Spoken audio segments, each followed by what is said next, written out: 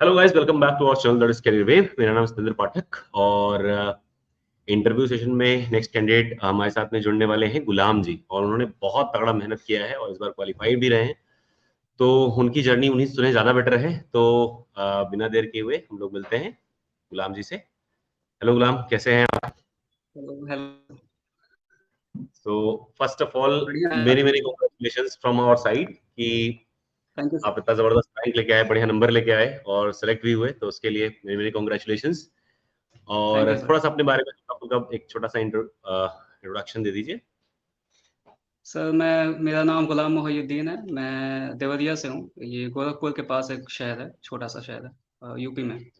और मतलब मैंने ग्रेजुएशन पास आउट किया है 2021 में, जुलाई 2021 में। तब से मेरा मतलब स्ट्रगल ही चल रहा था 2021 से। और उसके बाद कई सारे एग्जाम्स दिए। आईबीपीएस का दिया, उसमें भी प्री मेंस निकला, लेकिन इंटरव्यू में मेरा 2 बार रह गया। आईबीपीएस को मैंने 2 बार दिया। एक बार एसबीआई का दिया था, उसमें प्री क्वालिफाई हुआ बट मेंस क्वालिफाई नहीं हुआ। एसएससी सीजीएल का भी दिया था, उसमें प्री क्वालिफाई हुआ, मेंस में मेरे मार्क्स कम आ गए थे। 278 थे और 291 पे लास्ट जो सिलेक्शन था वो था। तो बहुत सारे एग्जाम्स दिए हैं 2021 से। और अब फाइनली जाके अब 2024 में मतलब अब जाके बिल्कुल बिल्कुल। कामयाबी मिली है, थोड़ा सक्सेस हाथ में मिला है। फाइनल लिस्ट में नहीं नाम आया होता है। है, एक टाइम रहता है, जब तक नहीं निकलता तब तक नहीं निकलता, जब निकलना शुरू होता है सारे निकलते हैं। तो अब भाग्योदय वही है ना कि अब शुरू हुआ है। अब एक क्वालिफाई हुआ, एक सिक्योर हुआ। आप देखेंगे, आप जो भी एग्जाम देंगे सब निकलेगा। मेन चीज होता है ना, कॉन्फिडेंस थोड़ा सा आ जाता है, भरोसा खुद पे बढ़िया जाता है, वो जी हताशा कम से कम जी। खत्म होती है। और खैर, आपके साथ समस्याएं बहुत ज्यादा रही शुरुआत से ही, अभी भी है ना? हाँ अभी भी थोड़े बहुत हो जाएंगे, लेकिन अब जैसे अब चीज़ें ठीक हो रही हैं तो आई अच्छा अच्छा। होप कि सही रहेगा सब। उम्मीद यही करते हैं सब कुछ बढ़िया रहे और आप भी एक बेहतर भविष्य धीरे धीरे करके सेट करो। तो थोड़ा सा करियर वेब के बारे में बताएं, कैसे जाने आप हमारे बारे में, कैसे हमारे यहाँ जुड़े, कैसे कोर्सेज वगैरह क्या लिया, थोड़ा सा।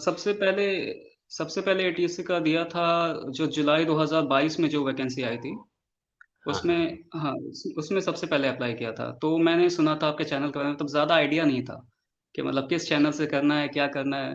तो सोचा कि सेल्फ स्टडी से हो जाएगा, तो सेल्फ स्टडी की। और उसमें मेरा थर्ड शिफ्ट में था और 97 आए थे मेरे जुलाई हम्म। 2022 वाले में।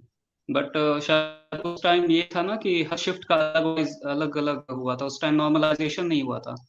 तो शायद थर्ड हम्म। शिफ्ट में 99 या 100 ऐसे कुछ गया था कट ऑफ। हम्म। फर्स्ट शिफ्ट वालों का 92 या 93 गया था, मतलब उसमें नॉर्मलाइजेशन नहीं हुआ था। और डिफरेंट थे परसेंटाइल उसमें, बेस्ड कट परसेंटाइल ऑफ उन्होंने वाइज। दिया था हाँ कुछ। परसेंटाइल वाइज हुआ था। तो उसमें नहीं हुआ तो बहुत एकदम डिमोटिवेटेड सा फील होने लगा।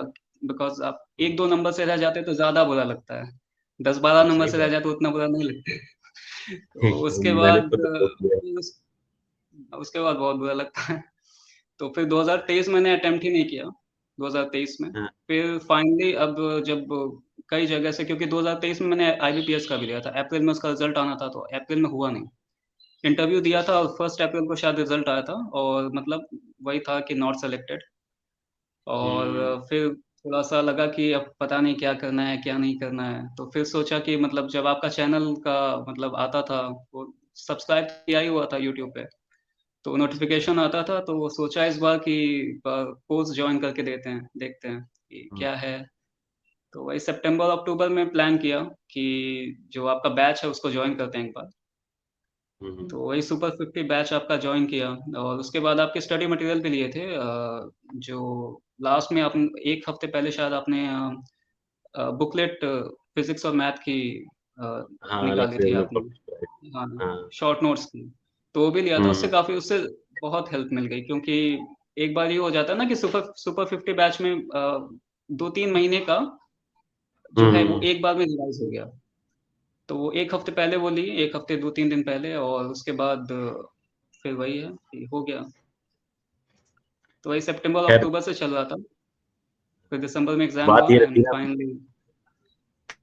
ये रहता है कि इसे मेहनत तो देखो आप ही की रही, सबसे तगड़ी मेहनत और संघर्ष आपका रहा। लेकिन कुछ भी हो, जैसा भी हो, अपने पास बच्चे आते हैं तो सिलेक्शन हो जाता है मोस्टली का, मतलब अभी तक का रिकॉर्ड थोड़ा ठीक ठाक रहा। तो लास्ट में क्रेडिट हम लेके जा रहे हैं। खैर, नहीं, ऐसी कोई बात नहीं है सर। कोर्स अच्छा है, और आई थिंक कि मतलब बहुत ही अप टू द पॉइंट है। मतलब एक होता है ना कि जैसे और भी, मतलब मैंने कोर्स तो नहीं खरीदा, लेकिन उसके अलावा जो नहीं होता है पीडीएफ, और भी इंस्टीट्यूट के मिल जाते हैं। हाँ मतलब मैं हाँ नाम नहीं लूंगा, बट और भी कोचिंग इंस्टीट्यूट के पीडीएफ आपको टेलीग्राम वगैरह पे मिल जाते हैं। तो उसमें हाँ। बहुत सारा अननेसेसरी चीज दिया होता है जिसको पढ़ने की जरूरत नहीं है। लेकिन आपका बहुत ही बल्कि टू हो द जाता है पॉइंट फिर था मुझे 11 थोड़ा। 12 का भी। Sir sorry. नहीं, बल्कि हो जाता है, काफी ज्यादा अगर कंटेंट रहे हाँ, तो कम काफी समय में काफी पढ़ना भी मतलब पॉसिबल हैवी है। हो जाएगा। हम्म 11 12 वैसे भी बहुत ज्यादा होता है, बहुत साल हो गए पढ़े हुए। तो हम्म। मतलब काफी जो टू द पॉइंट वाले चीजें ज्यादा सही रहती हैं, ज्यादा अच्छे से हो भी जाता है, और एक कॉन्फिडेंस भी बढ़ जाता है कि कम कंटेंट है तो जल्दी हो जाएगा। तो वो एक ये- अच्छी चीज रहती है। और घर पे मतलब मम्मी पापा या बाकी सब में क्या प्रभाव पड़ा? अभी जैसे फाइनल लिस्ट आ गई, थोड़ा सा खुशी तो हुआ ही होगा सबको ही। उन्हें लग रहा था कि हो जाएगा, कॉज मतलब वही मैंने बता दिया था कि कट ऑफ से इतनी ज्यादा ही जाती है।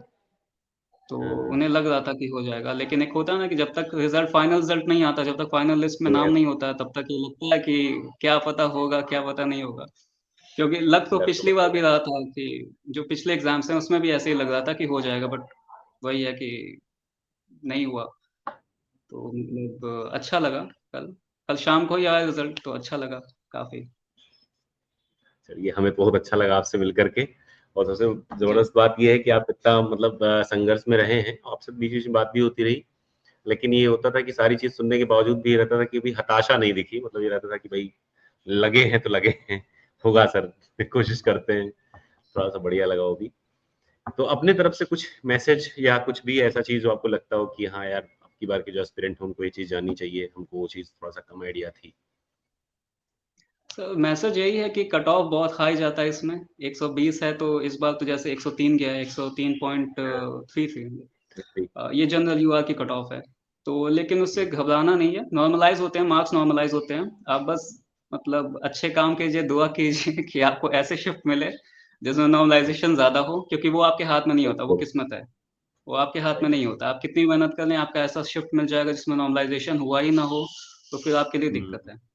तो एक वो चीज़ है। दूसरी चीज़ कि आप अपने एंड पे जो कर सकते हैं, जैसे आप शिफ्ट कंट्रोल नहीं कर सकते, आप नॉर्मलाइजेशन कंट्रोल नहीं कर सकते हैं, लेकिन आप कितना अटेम्प्ट करके आ रहे हैं वो तो कंट्रोल कर सकते हैं।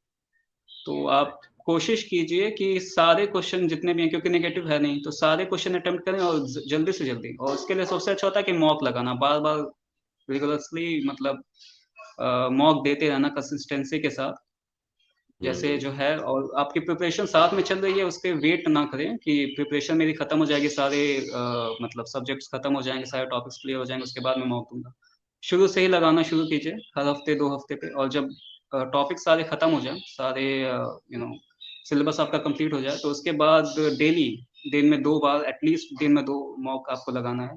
तो उससे एक प्रैक्टिस हो जाती है कि मतलब पूरा अटेम्प्ट करने की। जो 120 क्वेश्चन है और आपको 2 घंटे मिलते हैं, वो अटेम्प्ट करने की प्रैक्टिस हो जाती है, तो छूटते नहीं है क्वेश्चन।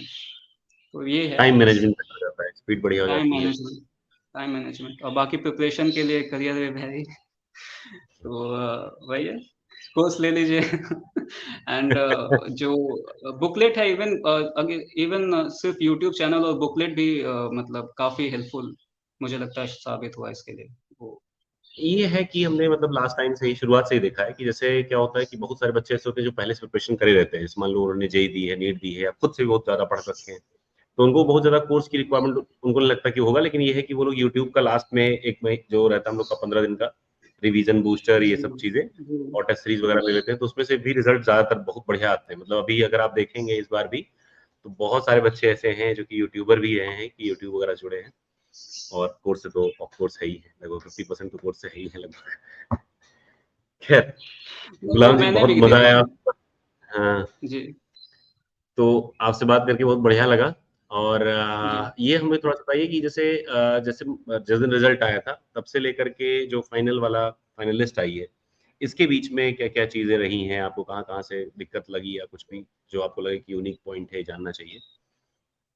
जब से रिजल्ट आया, और मतलब जब फाइनल लिस्ट आई बीच में, हाँ, जब मतलब से डॉक्यूमेंट रिजल्ट आया उसके वेरिफिकेशन। बाद, हाँ, हाँ, तो जैसे कुछ खास नहीं हुआ, डॉक्यूमेंट वेरिफिकेशन था, एक वॉइस टेस्ट था, साइको एक्टिव सब्सटेंस वाला टेस्ट था, जो ड्रग का टेस्ट होता है, वो 6 सब्सटेंस ही टेस्ट करते हैं।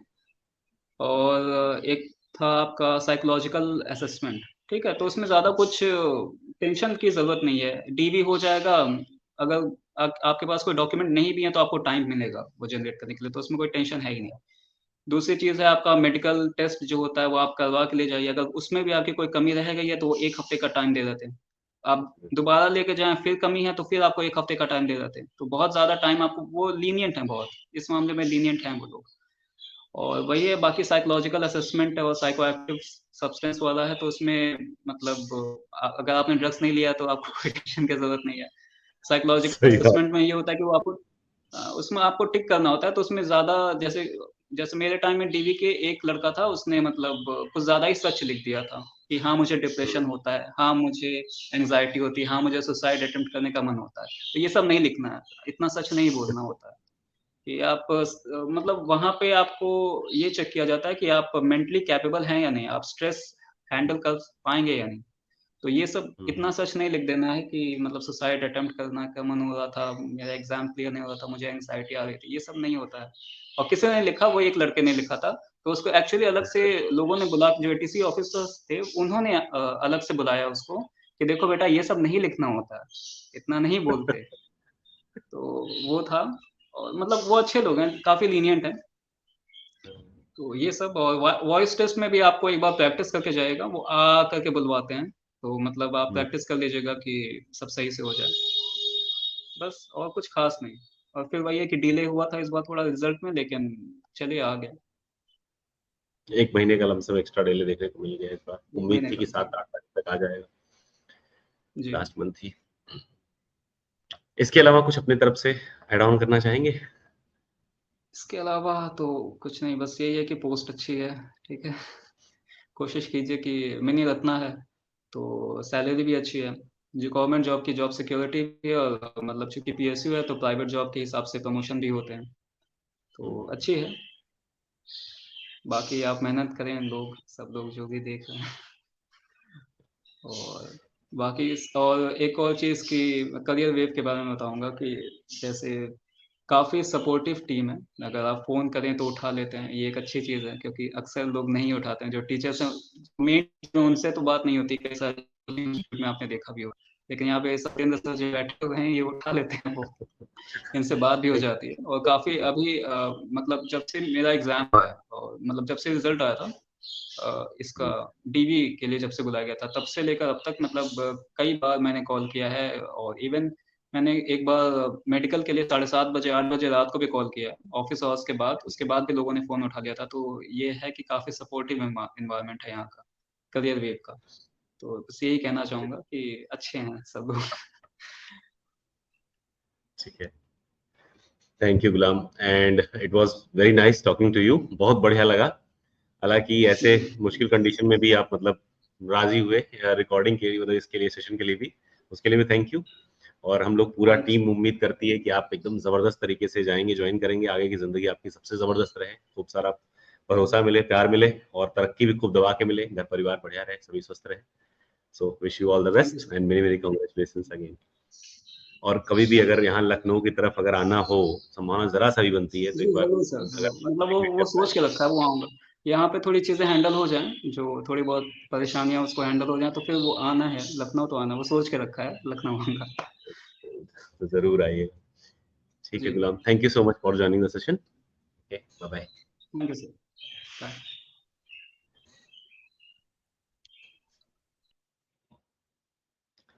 सो guys, this was a session with Gulam और बड़े ही सपोर्टिव स्टूडेंट रहे हैं। बहुत ज़्यादा मेहनत किया है उन्होंने, बहुत कुछ स्ट्रगल देखा है, कुछ उनकी पर्सनल चीज़ें हैं, उसको हम लोग शेयर तो नहीं कर सकते, लेकिन हाँ, उन्होंने जो संघर्ष किया है उसके बीच में भी फिर सफल भी हुए और चेहरे पे एक स्माइल लेकर के आपसे बात कर रहे हैं। So he is one of the brilliant person I no.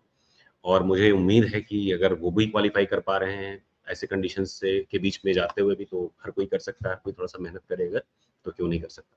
Okay, wish you all the best, take care, bye.